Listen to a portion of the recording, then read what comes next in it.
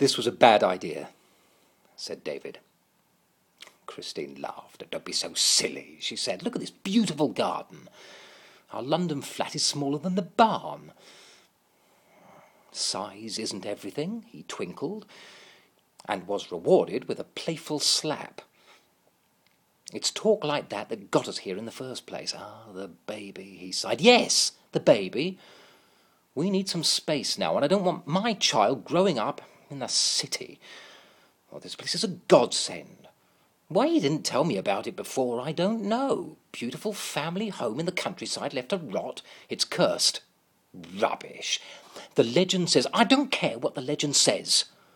8 bedrooms, 3 bathrooms, and a bloody stables is what I care about." Well, that silenced him. All the same, the place made him feel uncomfortable.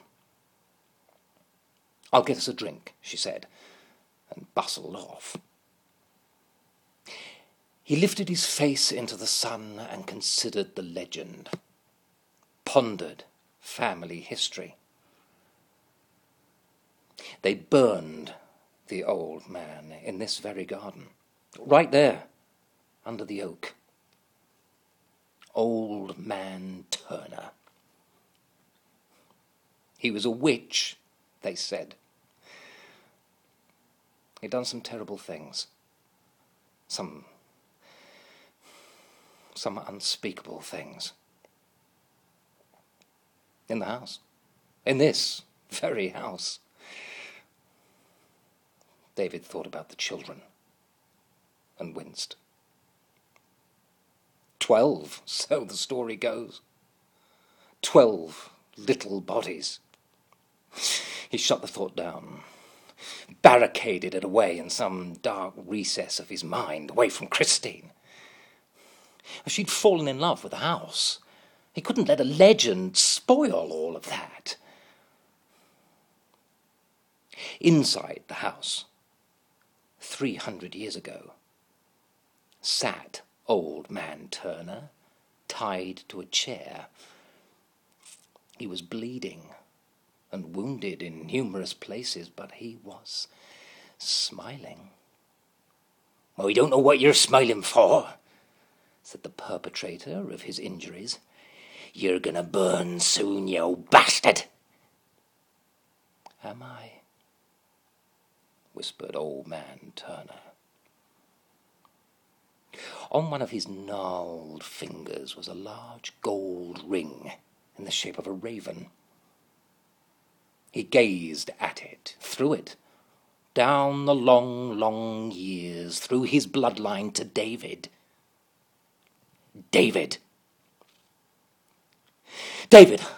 awoke with a jolt, his flesh crawling. Christine had left a glass of cool lemonade and some butter and croissants on the table. He could hear her pottering about in the house. He was parched. He reached for the glass, and his hand caught the butter. As he wiped it away, he noticed an indentation in the yellow substance.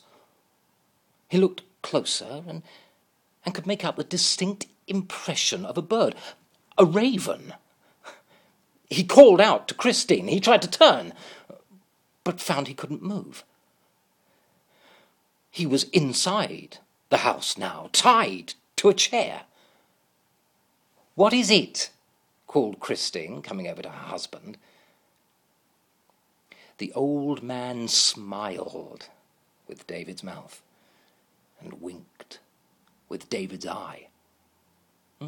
"Just missed you, my love," he crooned.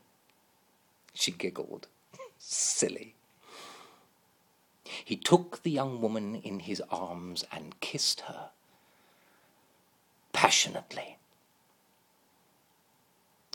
"I'm looking forward to being a father," he said.